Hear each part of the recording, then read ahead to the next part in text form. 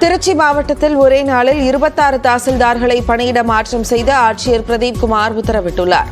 திருச்சி மேற்கு, ஸ்ரீரங்கம், முசிறி, மணப்பாறை உள்ளிட்ட வட்டங்களில் தாசில்தார்கள் ஒரே நாளில் பணியிட மாற்றம் செய்யப்பட்டுள்ளனர். நாடாளுமன்ற தேர்தலின் போது பணியிட மாற்றம் செய்யப்பட்ட அதிகாரிகள் தற்போது மீண்டும் மாற்றம் செய்யப்பட்டுள்ளதாக தெரிகிறது. அக்னிபாத் திட்டத்தின் கீழ் திருச்சி மண்டலத்துக்குட்பட்ட தூத்துக்குடி, நெல்லை, தென்காசி, கன்னியாகுமரி, விருதுநகர், ராமநாதபுரம் உள்ளிட்ட மாவட்டங்களைச் சேர்ந்தவர்களுக்கான தேர்வு முகாம் தூத்துக்குடி மாவட்ட விளையாட்டு அரங்கில் நடைபெற்று வருகிறது. ஒவ்வொரு நாளும் 1000 விண்ணப்பதாரர்களுக்கு அழைப்பு விடுக்கப்பட்டிருந்தது. நேற்று அதிகாலையில் தேர்வு தொடங்கியதால் நேற்று முன்தினம் இரவே விண்ணப்பதாரர்கள் மாவட்ட விளையாட்டு அரங்கம் அருகே குவிந்தனர். முதல் நாளில் பங்கேற்ற 875 பேருக்கு ஓட்டம், நீளம் தாண்டுதல், கயிறு ஏறுதல் உள்ளிட்ட தேர்வுகள் நடத்தப்பட்டன. அனைத்து தேர்வு நடவடிக்கைகளும் முழுமையாக வீடியோ பதிவு செய்யப்பட்டன. இதில் தகுதி பெற்ற 219 பேரின் சான்றிதழ் சரிபார்ப்பு மற்றும் மருத்துவ பரிசோதனை நடத்தப்பட்டது.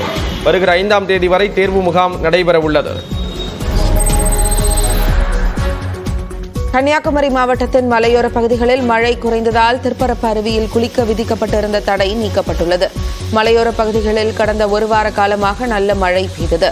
இதனால் அணைகளுக்கான நீர்வரத்து அதிகரித்து முழு கொள்ளளவை எட்டின.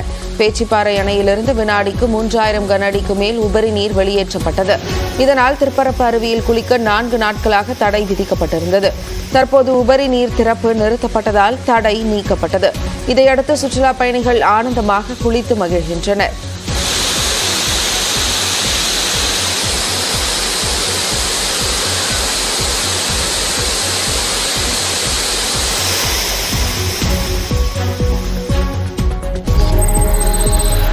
புதுக்கோட்டை வழியாக சென்னைக்கு இயக்கப்பட்ட நாகாலாந்து, அருணாச்சல பிரதேச மாநில பதிவெண் கொண்ட ஆம்னி பேருந்துகளை வட்டார போக்குவரத்து துறை அதிகாரிகள் பறிமுதல் செய்தனர். புதுக்கோட்டை வட்டார போக்குவரத்து அலுவலர் ஜெய்சங்கர் தலைமையிலான போக்குவரத்து துறை அதிகாரிகள் புதிய பேருந்து நிலையத்தில் ஆய்வு மேற்கொண்டனர். அப்போது அருணாச்சல பிரதேசம், நாகாலாந்து ஆகிய மாநில பதிவெண் கொண்ட 2 ஆம்னி பேருந்துகள் பயணிகளை ஏற்றிக்கொண்டு சென்னைக்கு இயக்கப்பட்டது தெரியவந்தது. இதனைத் தொடர்ந்து அந்த 2 பேருந்துகளையும் வட்டார போக்குவரத்து துறை அதிகாரிகள் பறிமுதல் செய்தனர். மதுரை மீனாட்சியம்மன் கோயில் முதற்கால பூஜைக்காக 3 ஆண்டுகளுக்கு பின் வைகை ஆற்றிலிருந்து தண்ணீர் எடுத்து செல்லப்பட்டது. தினமும் வைகை ஆற்றில் உள்ள கிணற்றிலிருந்து மீனாட்சியம்மன் கோயிலுக்கு திருமஞ்சன நீர் கொண்டு செல்லப்படும் வழக்கம் கொரோனா ஊரடங்கு காலத்தில் நிறுத்தப்பட்டது. பின்னர் வைகை ஆற்றங்கரையில் தடுப்பணை கட்டப்பட்டு நீர் திறக்கப்பட்டிருந்ததால் கிணற்றை சுற்றி ஆகாய தாமரைகள் படர்ந்திருந்தன. இது தற்போது சுத்தம் செய்யப்பட்ட நிலையில் சிவாச்சாரியர்கள் யானை, பசுவுடன் வெள்ளிக்குடத்தில் புனித நீரை சுமந்து சென்று சுவாமிக்கு அபிஷேகம் செய்தனர்.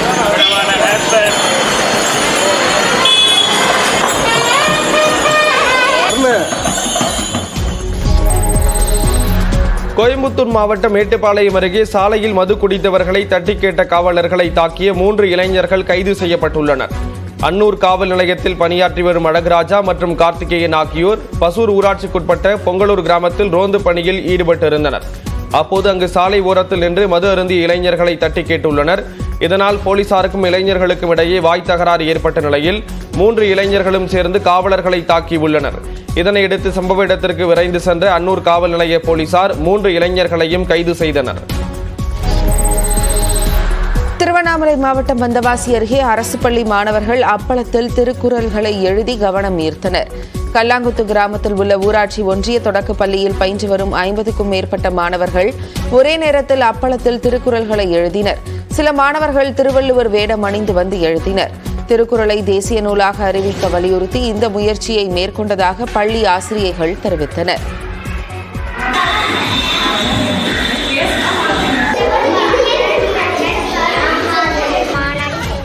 அடிப்படையிலே இந்த திருக்குறளை கொண்டு போய் சேர்க்கதன் மூலமா அவங்க இன்னும் நல்ல மாணவர்களாக ஒழுக்கத்தோட இந்த சமுதாயத்தில் கண்டிப்பா இருப்பாங்க. காஞ்சிபுரம் மாநகராட்சி மேயருக்கு எதிர்ப்பு தெரிவித்து 10 கவுன்சிலர்கள் ராஜினாமா செய்ததால் பரபரப்பு நிலவியது. காஞ்சிபுரம் மாநகராட்சி மேயராக திமுகவை சேர்ந்த மகாலட்சுமி பதவி வகித்து வருகிறார். மேயராக மகாலட்சுமி பதவியேற்றது முதலே அவருக்கு எதிராக பல்வேறு குற்றச்சாட்டுகள் முன்வைக்கப்பட்டு வந்தன. மேயருக்கு எதிராக திமுக கவுன்சிலர்களை நம்பிக்கையில்லா தீர்மானம் கொண்டு வர கோரி ஆட்சியரிடம் அண்மையில் மனு அளித்தனர். இந்நிலையில் மாநகராட்சியில் பொது சுகாதார குழு, வரி விதிப்பு குழு உட்பட 4 குழுக்களைச் சேர்ந்த 10க்கும் மேற்பட்ட கவுன்சிலர்கள் தங்களது பதவியை ராஜினாமா செய்துள்ளனர். எங்கள் வார்டில் பார்த்தீங்கன்னா எந்த ஒரு பிரச்சனையுமே இது வரைக்கும் தீர்க்கல. இந்த பொது சுகாதார குழுவில் இருந்து என்ன பிரயோஜனம்? எனக்கு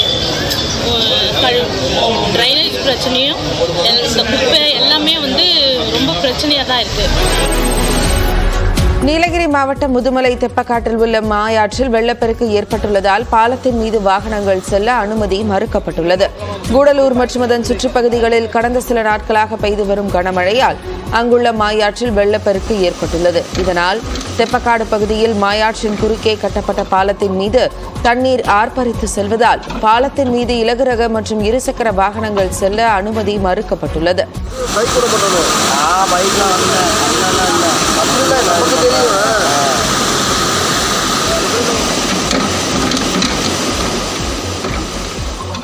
மைசூரிலிருந்து உதகை நோக்கி வரும் வாகனங்கள் கூடலூர் வழியாகவும் உதகையிலிருந்து மைசூர் செல்லும் வாகனங்கள் மாற்றுப்பாதையில் செல்லவும் அறிவுறுத்தப்பட்டுள்ளது.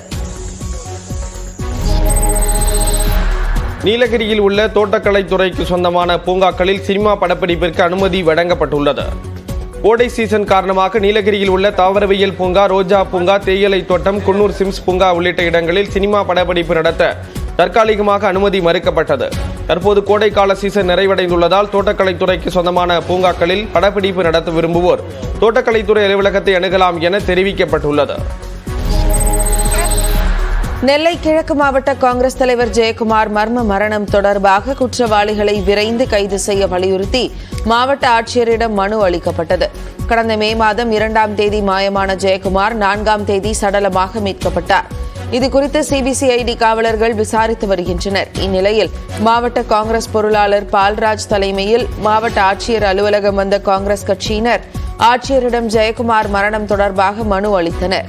அதில் ஜெயக்குமார் வழக்கில் தற்போது வரை முன்னேற்றம் இல்லாததால் துரித நடவடிக்கை எடுத்து குற்றவாளிகளை கைது செய்ய வேண்டும் என வலியுறுத்தப்பட்டது. அரசாங்கம் சிஎம் இதில் நடவடிக்கை எடுப்பாங்கிறத நாங்கள் பொறுத்திருந்து பார்த்துக்கிட்டு இருக்கோம். இருந்தாலும் அந்த காலம் ரொம்ப அதிகமாக சுமார் 2 மாதங்கள் ஆகிவிட்டது. உடனடியாக அந்த கயவர்கள் மீது நடவடிக்கை எடுக்க வேண்டும். யார் கொலை செஞ்சாங்கிறத கண்டுபிடிக்கணும். இதில் உள்ள உண்மைத்தன்மையெல்லாம் தெரியணும். கள்ளக்குறிச்சி கள்ளச்சாராய மரண வழக்கை சென்னை உயர்நீதிமன்றம் தானாக முன்வந்து விசாரணைக்கு எடுத்துக் கொண்டுள்ளது. கள்ளக்குறிச்சி கருணாபுரம் பகுதியில் கடந்த மாதம் கள்ளச்சாராயம் குடித்து 60க்கும் மேற்பட்டோர் உயிரிழந்தனர். உடல் நலம் பாதிக்கப்பட்ட 100க்கும் மேற்பட்டோர் சிகிச்சை பெற்று வருகின்றனர். இந்த நிலையில் கள்ளச்சாராய மரண வழக்கை உயர்நீதிமன்ற நீதிபதிகள் எஸ்.எம். சுப்பிரமணியம் மற்றும் குமரப்பன் அமர்வு தானாக முன்வந்து விசாரணைக்கு எடுத்துள்ளது. கள்ளச்சாராய மரணம் குறித்து தலைமைச் செயலாளர், டிஜிபி, கள்ளக்குறிச்சி ஆட்சியர் உள்ளிட்டோர் பதிலளிக்க நீதிபதிகள் உத்தரவிட்டுள்ளனர். கன்னியாகுமரி மாவட்டம் இரணியலில் குடித்த மதுவுக்கு பணம் கொடுக்க மறுத்து மதுபான பாரை 4 பேர் கொண்ட கும்பல் அடித்து சூறையாடியதால் பரபரப்பு நிலவியது. திங்கள் நகர் நாகர்கோவில் பிரதான சாலையில் அமைந்துள்ள டாஸ்மாக் மதுபான கடைக்கு அருகே நவீன பாரும் உள்ளது. பாருக்கு வந்த 4 பேர் கொண்ட கும்பல் மது அருந்திவிட்டு அங்கு வாங்கிய மதுவுக்கும் தின்பண்டங்களுக்கும் பணம் தராமல் தகராறில் ஈடுபட்டதாக தெரிகிறது. மேலும் நாற்காலி, மேஜை உள்ளிட்ட பொருட்களையும் சேதப்படுத்தியுள்ளனர்.